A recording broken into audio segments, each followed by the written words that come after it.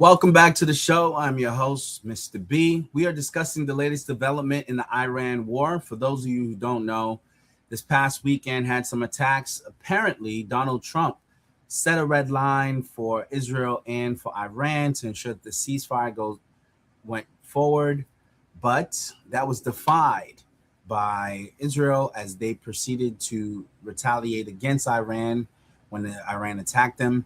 And or continued, and Iran attacked them because they continued to run operations in Beirut, Lebanon, and Trump is trying to get a ceasefire in order. And it seems like at this point, there isn't much weight to his words because despite him telling both sides to stop engaging, they did engage. So let's go ahead and join the latest development as it's being reported by First Post, Indian-based news publication that covers the latest on this particular war.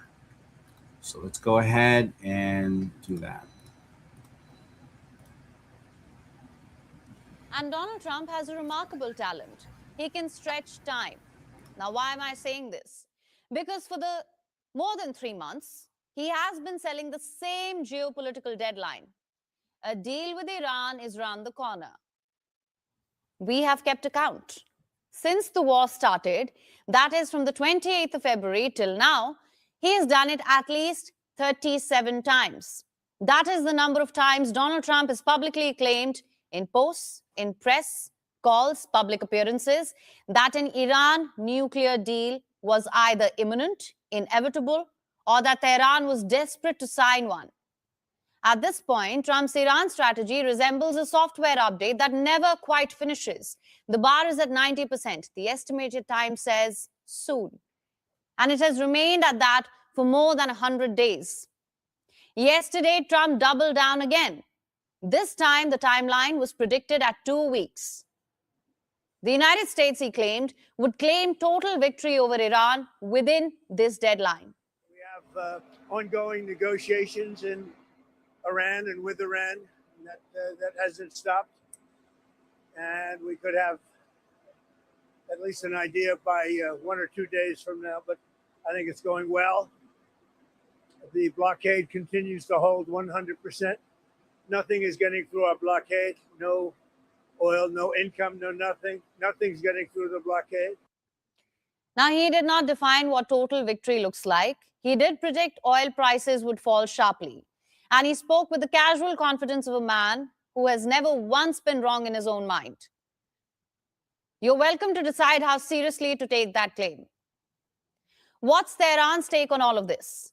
Senior Iranian official Ibrahim Azizi offered a telling answer yesterday. Iran, he said, has no problem with negotiations, but only if it can trust that America is genuinely interested in talking and not just buying time. That's not exactly a warm handshake now, is it? But it's not a slam door either. Iran is keeping 1 foot in, 1 foot out, maintaining just enough ambiguity to preserve its leverage, while the bombs, for now, are on pause.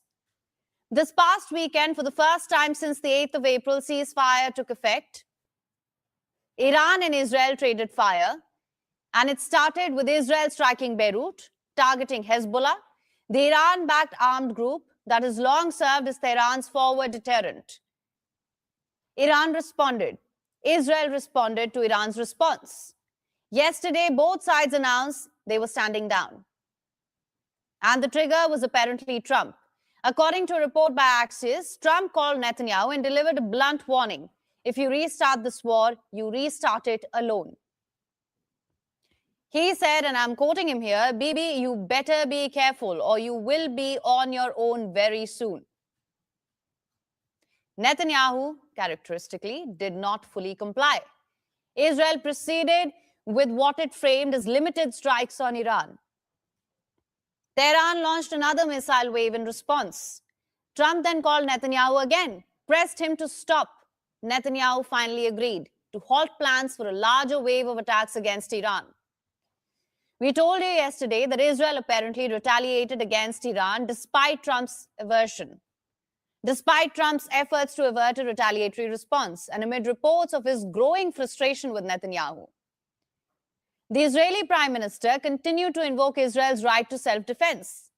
Now reports of rift between both leaders are not new. First, there were reports that it was Israel that dragged the United States into this war. Then came a new report that stated that Trump held an expletive-laden phone call with Netanyahu. He was apparently not happy with Israel's attacks on Lebanon, something that can derail the peace talks with Iran. J.D. Vance, meanwhile, went on Fox News and said the quiet part out loud. The United States and Israel don't always want the same things.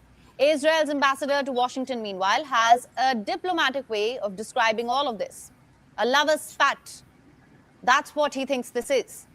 He says Trump and Netanyahu have a friendship that goes back 40 years. And sometimes the tension in the room or the conversation may get heated. But to be honest, this looks much bigger than just a lover's spat. Because more than 100 days into this war, it is now clear that the original goals are not being reached. And that's where the partnership starts to fracture. Trump is ready to cut his losses, sign a deal, declare a victory, move on. But Netanyahu wants more military pressure, more degradation of Iran's capabilities. The problem? This is not a partnership of equals. And that is the reality beginning to shape the choices both leaders are making as the war enters its next phase. Trump keeps promising that peace is just around the corner. At this point, the corner deserves its own zip code. Because for Trump, soon has become a permanent address, a place where agreements are always about to happen, victories are always imminent, and deadlines go to retire. Okay. So with this particular story, I think Trump backed himself into a corner. And this is what a lot of his advocates was trying to help him see. You know, the Tucker Carlsons and some of the people that were telling him, don't go to war with Iran. It wasn't because we weren't stronger than them. It wasn't because we wouldn't accomplish, you know, our goal of bringing some sort of, you know, destruction to the infrastructure. It was because once you do that, it's hard to get out of there. And that's what Trump is starting to see. Again, the fact that you went into war without a clear objective. The U.S. has an objective and Israel has its own objective. And the fact that the two objectives are not aligned means that the two parties won't always be on agreement when it's time to leave. If Trump wants to leave now, he's really kind of offending his ally. That's how they view it. It seems like, you know, they're doing everything to prevent him from leaving now. They want to continue to expand. They want to continue to do whatever it is they want to do. And every single time Trump attempts to pivot and get a deal into the works, there's something that happens, some effect, some challenge, some attack that keeps us re-engaged in this matter. The question is, will Trump actually decide to walk away? And if so, what happens to him next? What happens to the relationship next?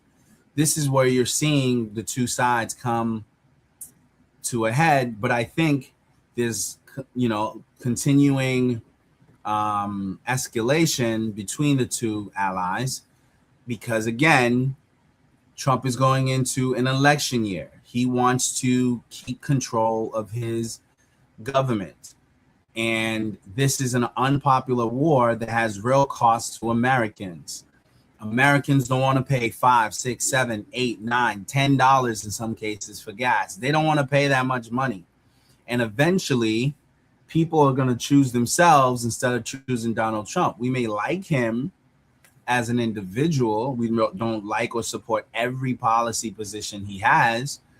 But eventually, once the cost starts being too costly for consumers and for Americans, they're going to get rid of his ass, and whoever it is that's supporting him. That's just the facts, right? People don't want to pay all that money, right? It's the economy. Keep it simple. People don't want to pay all that money. If you're not helping people live a better life, a more affordable life, their loyalty is not indefinite. And yes, he's got strong support because they like him, the man. But if his policies gets to a point where it's causing real hurt to American people, they're gonna walk away from the situation. You're already hearing the voices that's leading the charge against it. The Tucker Carlsons, the Nick Fuentes, those people who have been saying they represent a group of voters, and they've been saying that this is not, what we originally signed up for. As that messaging goes on, it's going to make it more and more difficult for Trump to prolong exiting this war. So he put himself in a bad situation, and he's going to have to feel some of the pains related to that. And apparently, it may be a fracture between the two allies before he actually gets to exit, or he's going to have to fully engage and then face the backlash from the people that he's elected by. We'll see how he handles it, but it's not a good position to be in.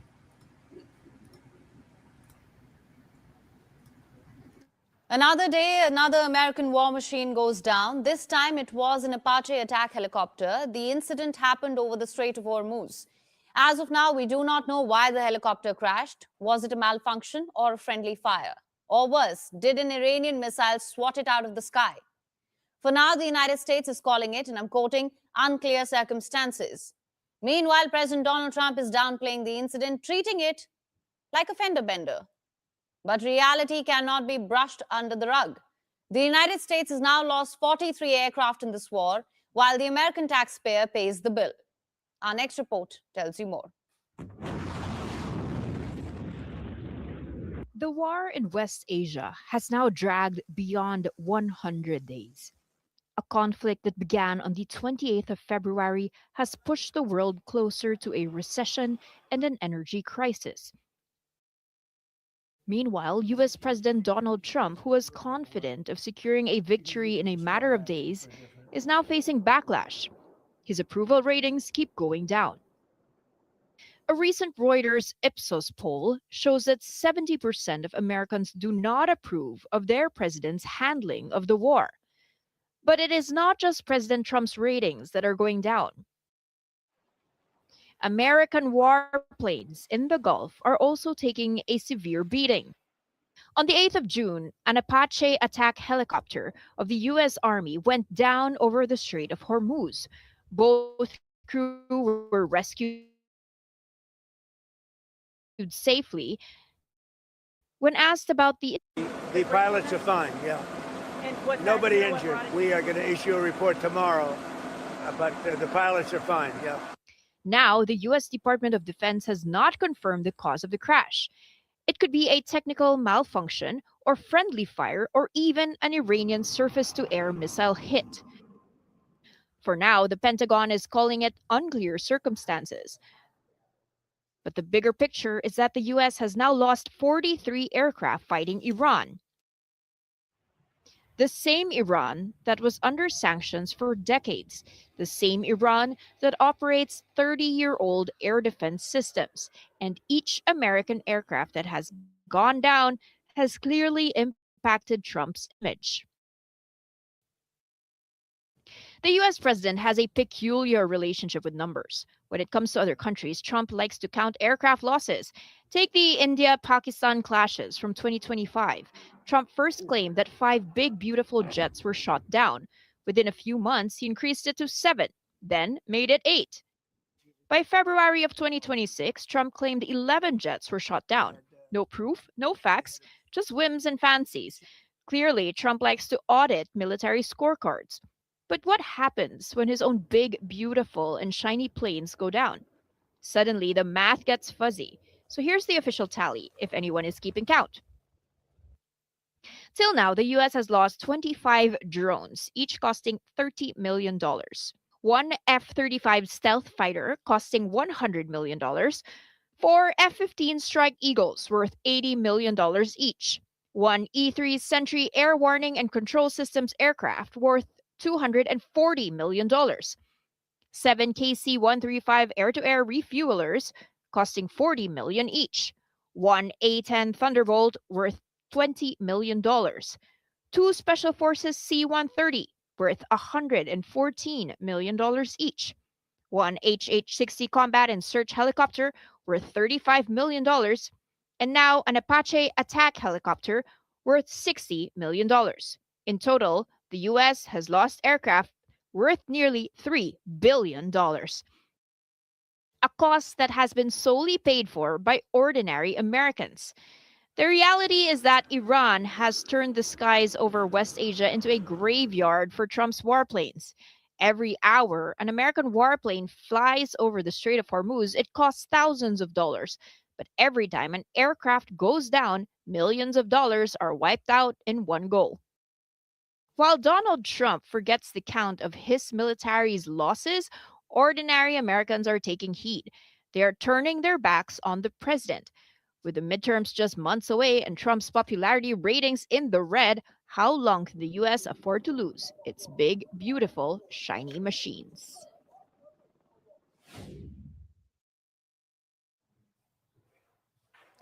Now, speaking of Israel, is it a bigger threat than Russia for the United States? Has it become a counterintelligence headache for Washington? All signs point to it, and Pentagon certainly seems to have seen it. The US Defense Department is seeing growing spying threat from Israel. Recent US intelligence reports have reportedly raised concerns about Israel's spy agency, eavesdropping on American negotiators working on a peace deal with Iran. This amid concerns over a more general counterintelligence threat by Israel. And that raises an obvious question. Why would Israel spy on its closest ally? If Israel really wanted information, it could have just asked. After all, the United States has been Israel's most important military, diplomatic, and political backer during its war with Iran and during its war in Gaza before that. So what exactly happened here? Here's what we know. Israel and the United States have long known and tolerated that each was spying on the other.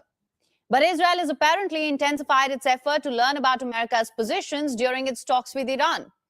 According to Washington, in doing that, Israel has crossed a line.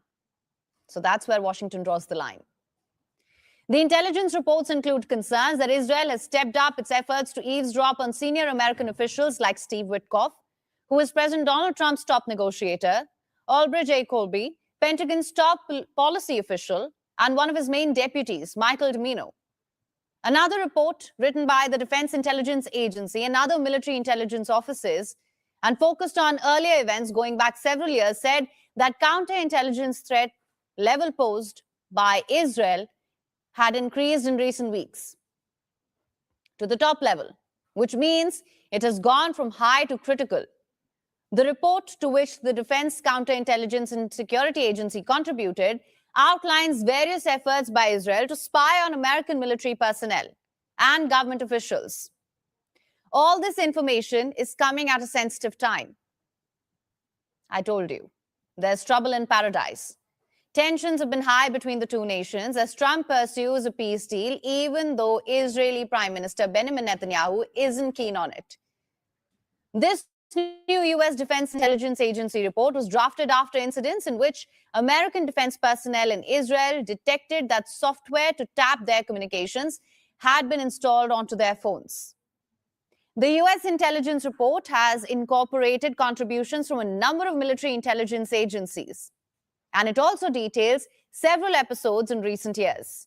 In 2021, Israeli military intelligence officers were caught planting listening devices at United States Defense Intelligence Headquarters. Then last year, officers from Israel's domestic intelligence agency, the Shin Bet, were discovered to have tried to plant a listening device in a Secret Service vehicle. Israel and the United States have been fighting the war against Iran together. Israeli military officers are said to be working side by side with their American counterparts at US Central Command, which means that the US military is sharing massive amounts of tactical and operational information with the Israeli counterparts. But according to US officials, Israel wanted more. Specifically, insights into Trump's thinking and America's position in talks with Iran. That could complicate future intelligence sharing, especially if the Pentagon decides to tighten access for Israeli officers. The Pentagon has not commented. Meanwhile, other US officials have dismissed the reports as false. Israel, too, has rejected the allegations. Its embassy in Washington says Israel does not spy on US officials. Still, Israel's counterintelligence threat level is now higher than any other ally of America. And it is even higher than some of America's foes. As the saying goes, with friends like these, who needs enemies?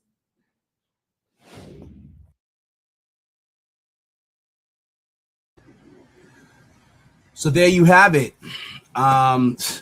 Two additional stories that kind of tells you the state of the war. There were some allegations that the Israeli allies were indeed spying on us. That was being said. I didn't know what to make of that, whether or not it was speculative.